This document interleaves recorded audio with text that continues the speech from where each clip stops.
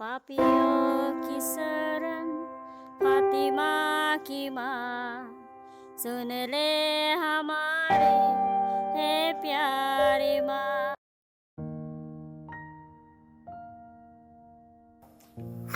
पहला पाठ प्रेरित चरित अध्याय 25 पद संख्याएं 13 से 21 तक।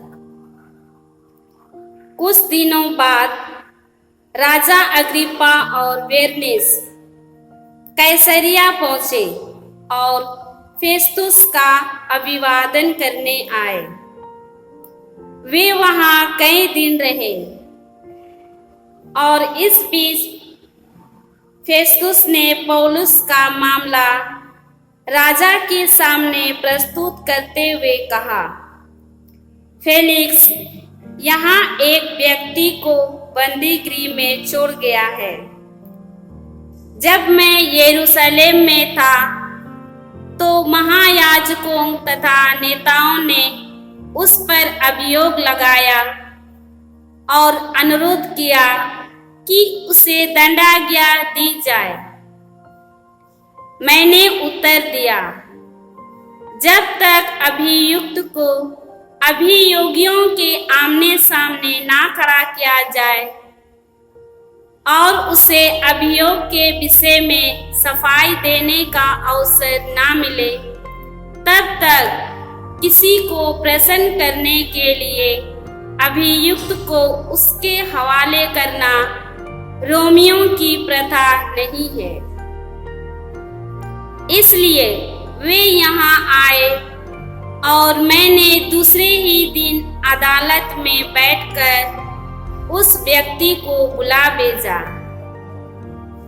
किंतु जिन अपराधों का मुझे अनुमान था उनके विषय में उन्होंने उस पर कोई अभियोग नहीं लगाया। उन्हें केवल अपने धर्म से संबंधित कुछ बातों में उससे मतभेद था और ईसा नामक व्यक्ति के विषय में जो मर चुका है, किंतु पौलुस जिसके जीवित होने का दावा करता है। मैं यह वाद विवाद सुनकर असमंजस में पड़ गया। इसलिए मैंने पौलुस से पूछा कि क्या तुम यरूशलेम जाने को तैयार हो, जिससे वहां इन बातों के विषय में तुम्हारा न्याय किया जाए। किंतु पौलुस ने आवेदन किया कि सम्राट का फैसला हो जाने तक उसे बंदीगृह में रहने दिया जाए।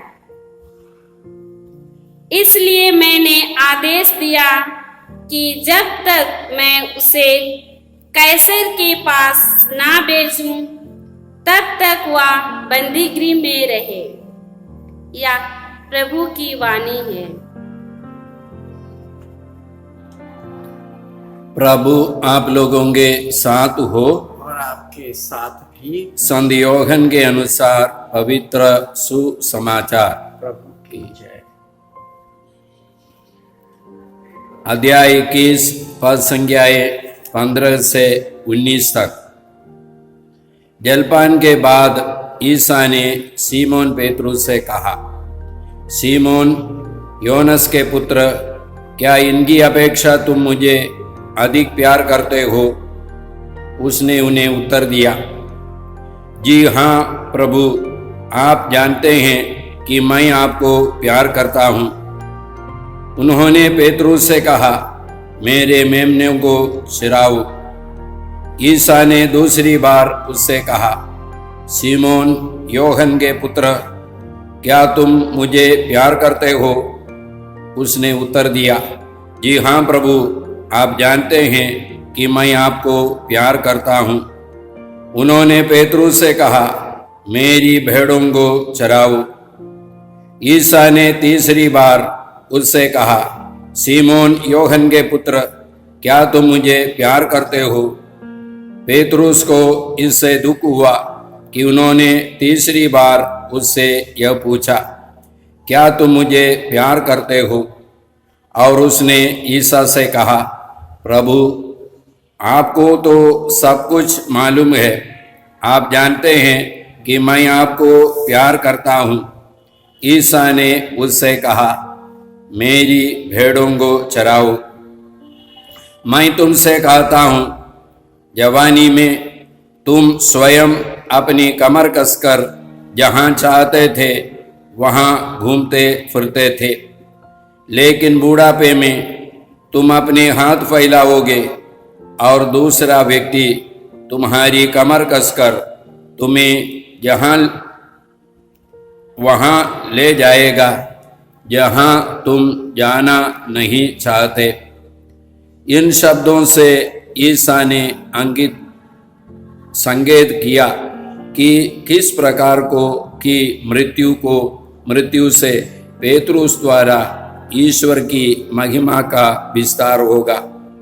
ईसा ने अंत में पेतरुस से कहा, मेरा अनुसरण करो। यह प्रभु का सुसमाचार है। क्रिस में प्यारे भाई बहनों, आज के पहले पाठ हम लोगों ने सुना प्रेरित चरित्र से। वहां पर यहूदी लोगों ने पौलुस के बारे में, पौलुस के विरोध में एक आरोप लगाया। आरोप क्या था? पौलुस दावा करते हैं कि यीशु जीवित है, जबकि यीशु मर चुके हैं। वास्तव में प्रेरित चरित्र में उसका मुख्य संदेश यही है कि यीशु जीवित है। ना केवल यीशु जीवित है, बल्कि यीशु वही कार्य करते रहते हैं जो कार्य उन्होंने अपने दुखों के पहले यीशु करते थे। अंधों को दृष्टि देते हैं, लंगड़ों को पैर देते हैं, मुर्दों को जिलाते हैं और दरिद्रों को सुसमाचार सुनाया जाता है। तो यीशु जो कार्य करते थे वही आज भी करते हैं। इब्रानियों के नाम पत्र में हम लोग इसी प्रकार पढ़ते हैं, 13वां अध्याय 8वां वाक्य, ईसा मसीह एक रूप रहते हैं, कल, आज और अनंत काल तक। यीशु जो कार्य करते थे वह ना केवल अपने जीवन काल में यीशु ने किया, ना केवल प्रेरितों के समय में यीशु ने किया, आज भी हमारे बीच में भी यीशु वही कार्य करते हैं और करते रहेंगे, क्योंकि यीशु जीवित है। यदि हम लोग यीशु के पुनरुत्थान के बाद की घटनाओं को सुसमाचार में देखेंगे, हम लोगों को विशेष करके दो बातें हमारे समझ में आएगी। एक है, शिष्यों ने यीशु को देखा लेकिन पहचाना नहीं, बाद में पहचाना। जैसे एम्माउस जाने वाले शिष्यों ने यीशु को एक सहयात्री के रूप में देखा, लेकिन जब रोटी तोड़ते समय यीशु को उन लोगों ने पहचाना। इसी प्रकार मरियम मगदलेना ने यीशु को एक माली के रूप में देखा, लेकिन यीशु की वाणी सुनने पर यीशु को पहचाना। ये सब का मतलब क्या है? यीशु संस्कार में उपस्थित है। जब हम लोग मिस्सा बलिदान में जाते हैं, हम लोग पुनर्जीवित यीशु से भेंट करते हैं। जब हम लोग यीशु का वचन पढ़ते हैं, यीशु की वाणी सुनते हैं, तो पुनर्जीवित यीशु हमसे बातें करते हैं। योहन के सुसमाचार के 10वां अध्याय का 27वां वाक्य में हम लोग इसी प्रकार पढ़ते हैं, मेरी भेड़ें मेरी आवाज पहचानती है, वे मेरा अनुसरण करती है, मैं उन्हें अनंत जीवन प्रदान करता हूँ।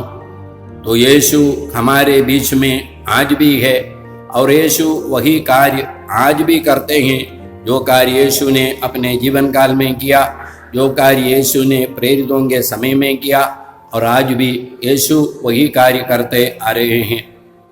दूसरे पाठ में सुसमाचार में हम लोगों ने सुना कि यीशु पेतरुस से एक सवाल पूछते हैं, क्या तुम मुझे इन सबों से ज्यादा प्यार करते हो? तब पेतरुस ने कहा, जी हाँ प्रभु, मैं प्यार करता हूँ। 3 बार सवाल पूछा, तीनों बार उसने हाँ बताया। हम लोग यीशु के मृत्यु के पहले इसी प्रकार का सवाल नहीं देखते हैं।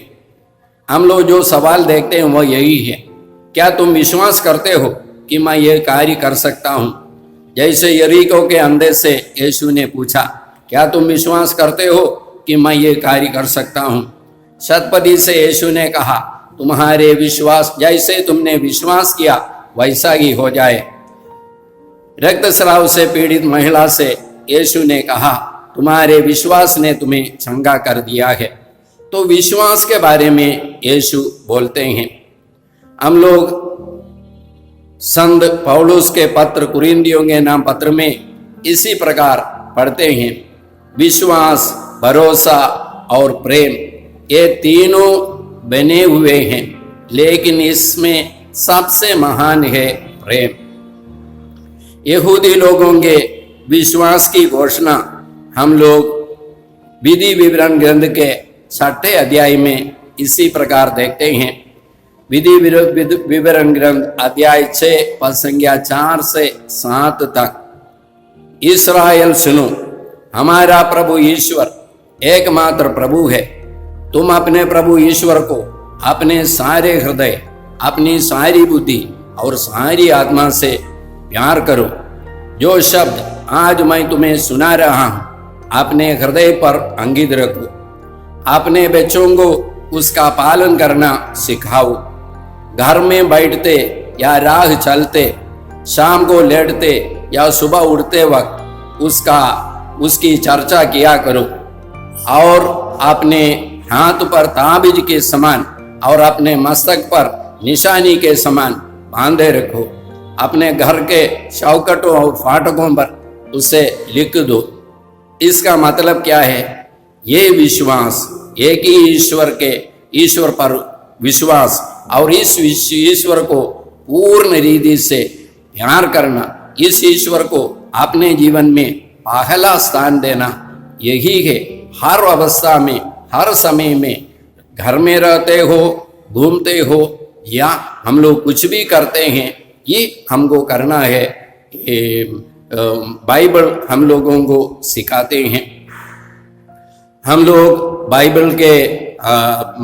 बाइबल में पढ़ते हैं कि एक ही ईश्वर है। इस एक ईश्वर में 3 जन है, पिता, पुत्र और पवित्र आत्मा। ये तीनों मिलकर के एक कार्य करते हैं। पिता ईश्वर सारी कृपाओं का स्रोत है, और ये सारी कृपाएं प्रभु यीशु के द्वारा हमारे जीवन में आती है।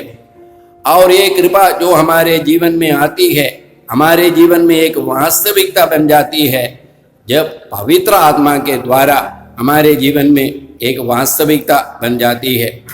तो प्यारे भाइयों और बहनों, ये त्रिएक ईश्वर हम लोगों को आशीर्वाद प्रदान करे। पिता और पुत्र और पवित्र आत्मा आप लोगों को आशीर्वाद प्रदान करे।